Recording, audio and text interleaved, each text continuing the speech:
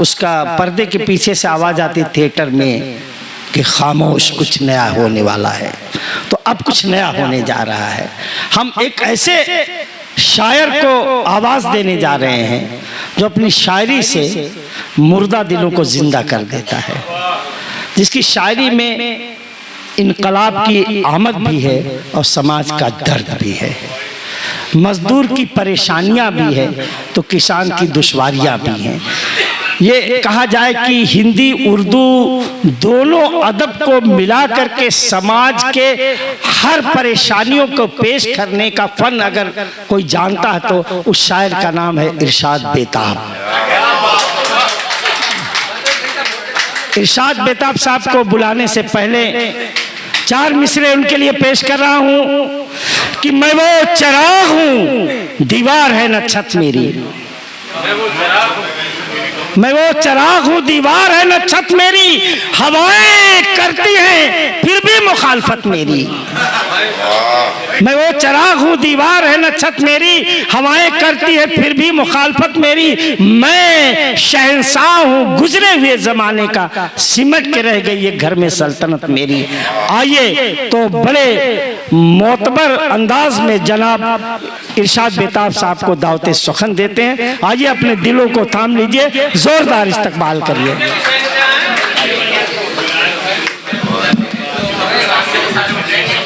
मोहतरम सदर मोहतरम आदरणीय चीफ गेस्ट साहब, भाई परवेज़ आलम साहब और तमाम मेरे साथियों, मैं इरशाद बेताब आपके समक्ष उपस्थित हूँ।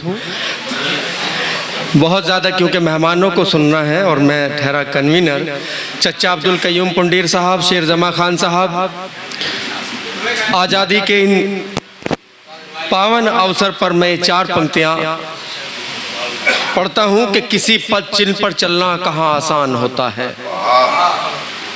अगर आज भगत सिंह को याद कर रहे हैं, अशफाक को याद कर रहे हैं, बिस्मिल को याद कर रहे हैं, तो याद करने के साथ साथ क्या उनकी बातों से हमने कोई सबक लिया?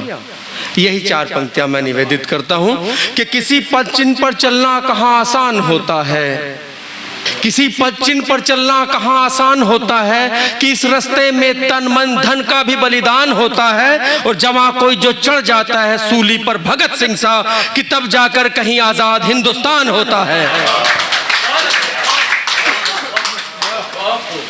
जवां कोई जो चढ़ जाता है सूली पर भगत सिंह सा, कि तब जाकर कहीं आज़ाद हिंदुस्तान होता है। और साथियों, अगर एक गुलदस्ते की बात करते हैं,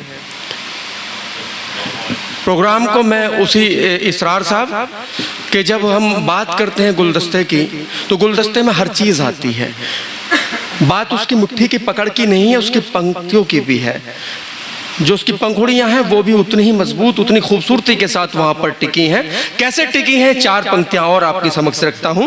इरफान प्रधान साहब कि धर्म चाहे हो अलग लेकिन वतन तो एक है। धर्म चाहे हो अलग, गेरा साहब, धर्म चाहे हो अलग लेकिन वतन तो एक है। फूल कितने ही जुदा हो पर चमन तो एक है। आओ सब मिलकर करें सम्मान सोहदा का यहाँ, इनके मजहब कुछ भी हो लेकिन कफन तो एक है। बात देखिए, मुझे बहुत कम पढ़ना है, तो पढ़ना इसलिए भी है कि अरे आप ज्यादा पढ़े लिखे, ज्यादा पढ़िए। अच्छा,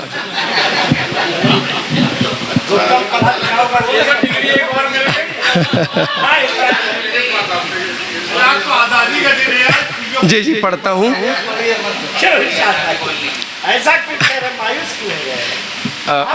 यहीं इसी प्रोग्राम में एक दिन शहर काजी साहब ने कहा कि भाई बेताब साहब, बेताबी जरा थोड़ी कम कर लो।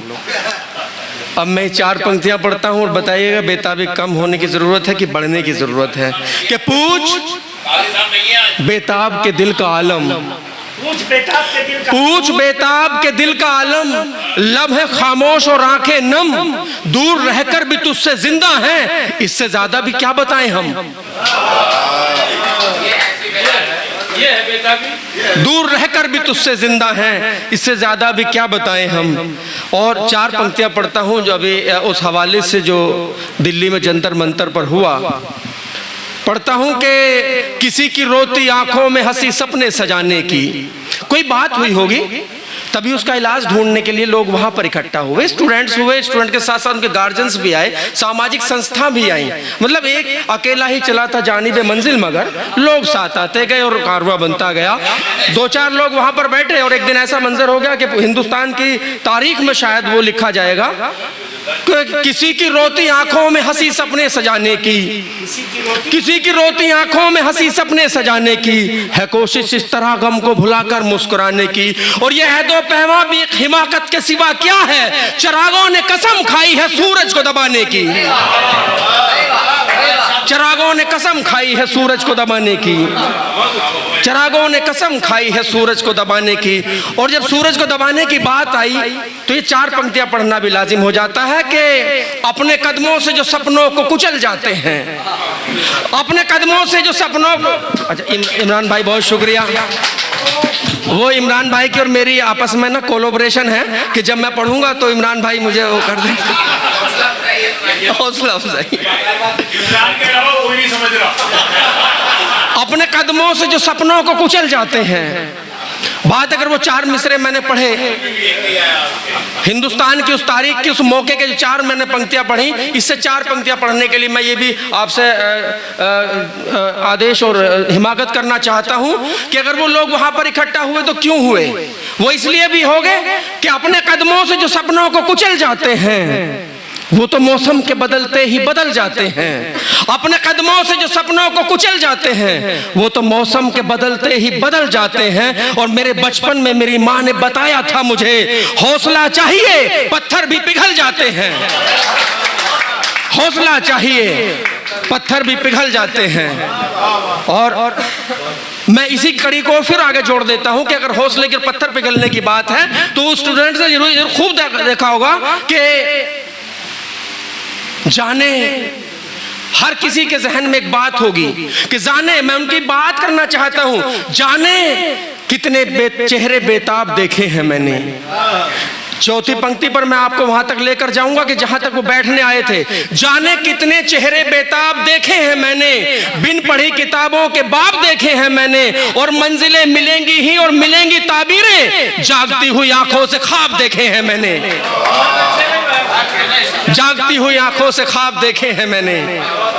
और इन्हीं पंक्तियों के आगे की 4 बार मिसरे में और बात करना चाहता हूं, हर उस बच्चे की बात करना चाहता हूं जो किसी मायूसी से उबर कर बाहर आना चाहता था और वहां एक एक कर इकट्ठा हुआ, साथ देने के लिए गया। कि सूनी आंखों को ये बादल कर देती है, सूनी आंखों को ये बादल कर देती है, इंसान के एहसास को घायल कर देती है। सुनिएगा नवाब साहब, आफाक भाई, कि सूनी आंखों को ये बादल कर देती है, इंसान के एहसास को घायल कर देती है। जीवन में जब मजबूरी के पल आते हैं, जीवन में जब मजबूरी के पल आते हैं तो ये जरूरत सबको पागल कर देती है। शायरी सुनिएगा, बहुत सारी शायरी सुनाने के लिए, अच्छी शायरी सुनिएगा कि जीवन में जब मजबूरी के पल आते हैं तो ये जरूरत सबको पागल कर देती है। और कुछ शायरी और पढ़ देता हूं आपके सामने। ये भाई की के 4 मिसरे, ये मेरी अपनी जहनियत हो सकती है, ये मेरी अपनी ताकत, अपनी सोच और अपनी सलाहियत हो सकती है, आपकी समाअतों के हवाले। शेर जमा भाई कि अपने लोगों से कभी मुंह नहीं मोड़ा मैंने, इसरार, अपने लोगों से कभी मुंह नहीं मोड़ा मैंने, बात कैसी भी हो रिश्ता नहीं तोड़ा मैंने। अपने लोगों से, परवेज भाई, अपने लोगों से कभी मुंह नहीं मोड़ा मैंने, बात कैसी भी हो रिश्ता नहीं तोड़ा मैंने। हादसे यूं तो मेरी राह में आए लेकिन हौसलों का कभी दामन नहीं छोड़ा मैंने, हौसलों का कभी दामन नहीं छोड़ा मैंने। और अपने साथी को सुनिए, वकालत की शायरी और अच्छी और सच्ची शायरी सुनिएगा जावेद भाई, कि कड़वाहट में शहद घोलना सीख लिया है, इंसान की फितरत है। शाहिद भाई, कड़वाहट में शहद घोलना सीख लिया है। नवाब साहब, कड़वाहट में शहद घोलना सीख लिया है, लहजे से माहौल तोलना सीख लिया है। कड़वाहट में शहद घोलना सीख लिया है, लहजे से माहौल तोलना सीख लिया है, और सच्चाई के तरफदार कहलाते हैं हम जब से हमने झूठ बोलना सीख लिया है, जब से हमने झूठ बोलना सीख लिया है। कड़वाहट में शहद घोलना सीख लिया है, लहजे से माहौल तोलना सीख लिया है। सच्चाई के तरफदार कहलाते हैं हम, जब से हमने झूठ बोलना सीख लिया है। बहुत शुक्रिया आपकी मोहब्बतों का।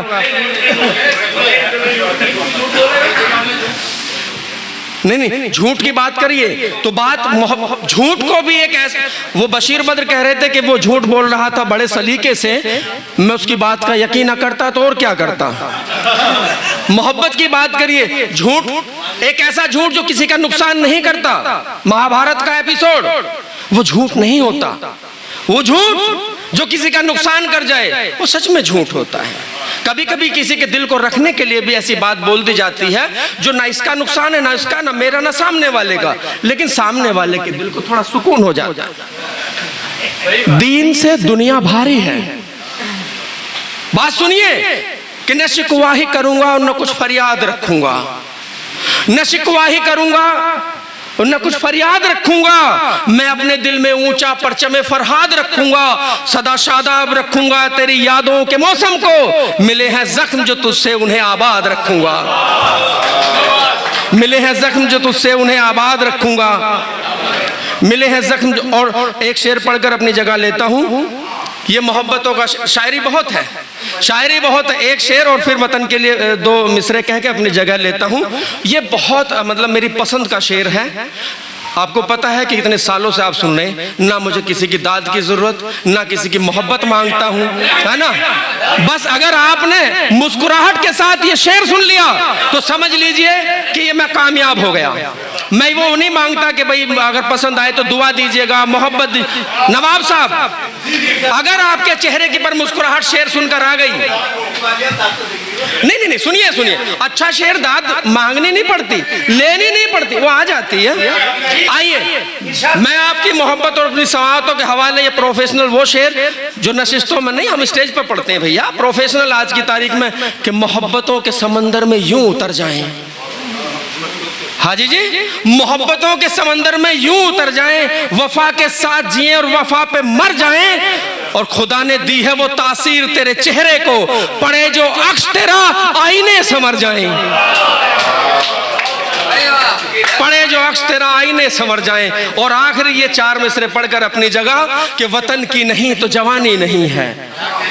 खालिद भाई, वतन की नहीं तो जवानी नहीं है, बचाते हो क्यों, क्या ये फानी नहीं है। फिर पढ़ता हूं आदिल चौधरी साहब, कि वतन की नहीं तो जवानी नहीं है, बचाते हो क्यों, क्या ये फानी नहीं है। और जो करता नहीं है वतन से मोहब्बत, अरे वो कुछ भी हो हिंदुस्तानी नहीं है, वो कुछ भी हो। बहुत शुक्रिया।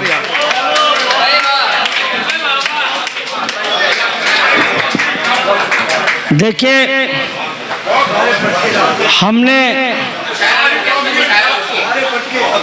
हमने बड़े एतमाद से इनकी तरफदारी की थी, लेकिन हमें उम्मीद नहीं थी कि वकील इतना सच्चा उतरेगा। इरशाद भाई ने कहा कि बहुत शेर है मेरे पास, लेकिन ये नहीं बताया कि ये अपना बता रहे कि सबका जोड़ के बता रहे। ये तो बताना चाहिए था आपको। बहरहाल